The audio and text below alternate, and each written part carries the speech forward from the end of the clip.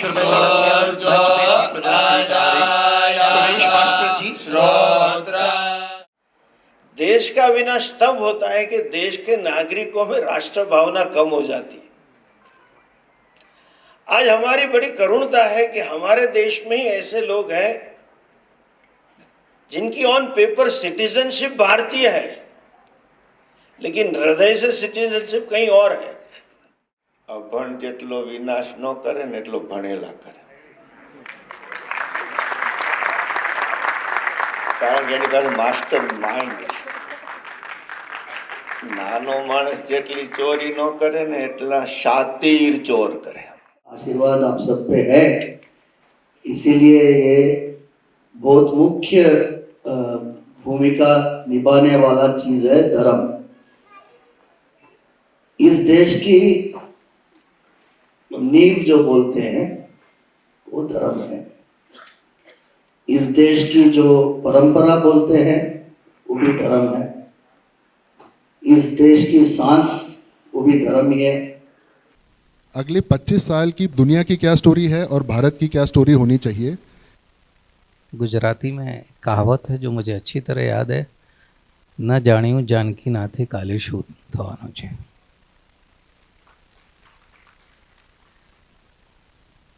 मैं कई बार कहता हूँ कि यदि जनक को पता होता कि श्री राम को वनवास होना है तो वो सीता जी का विवाह श्री राम से नहीं करवाते,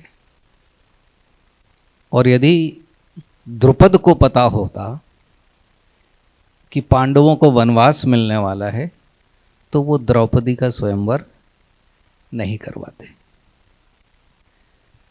The judiciary as well as the political executive, the judges as well as the politicians are all both stakeholders committed to the causes of the Constitution. I am sure there is no claim of superiority here. Print media की जो ताकत है ना, इस hall की खाली कुर्सियों से बहुत बड़ी है। जैसे आपने बोला कि 20 कॉन्स्टिट्यूशन हमने लिया पढ़ा और 10 कॉन्स्टिट्यूशन हमने लिया। What we did, we took the head of the giraffe, we took the tail of a monkey, then we took the trunk of an elephant, then we took the hair of a lion and said we have created a constitution.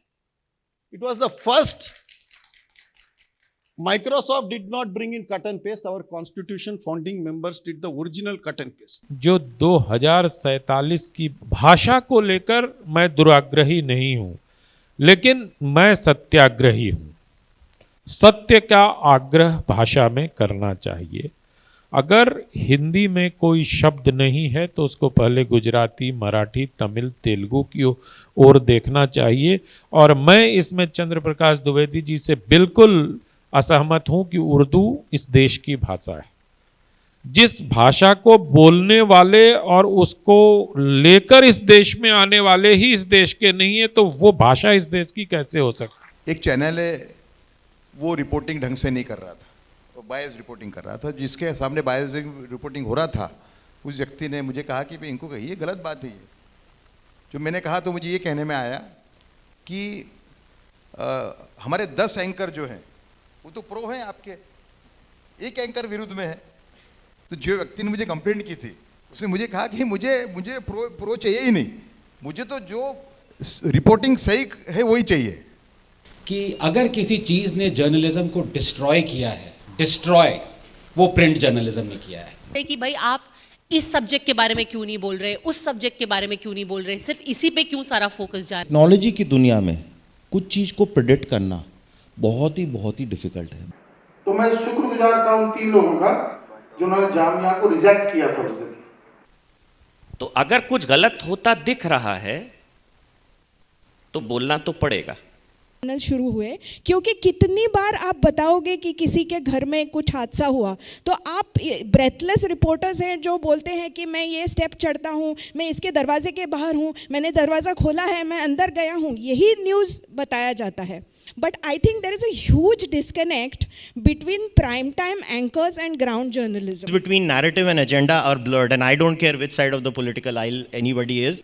90% से ज़्यादा जो news access किया जाता है हिंदुस्तान में वो mobile phone से है, not on TV anymore. ये 25 साल में हिंदुओं की क्या हालत होगी, तो एक पेसिमिस्ट हिंदू ये बोलेगा कि हिंदूज माइनॉरिटी हो जाएंगे। मैं बोलती हूँ कि 25 साल पहले, दिस इज 2022 में अगर हमको वार्निंग मिली कि हम माइनॉरिटी होने वाले हैं, फिर भी 2047 आते आते अगर हम सच में माइनॉरिटी हो गए तो लानत है ऐसी एथनिसिटी पर।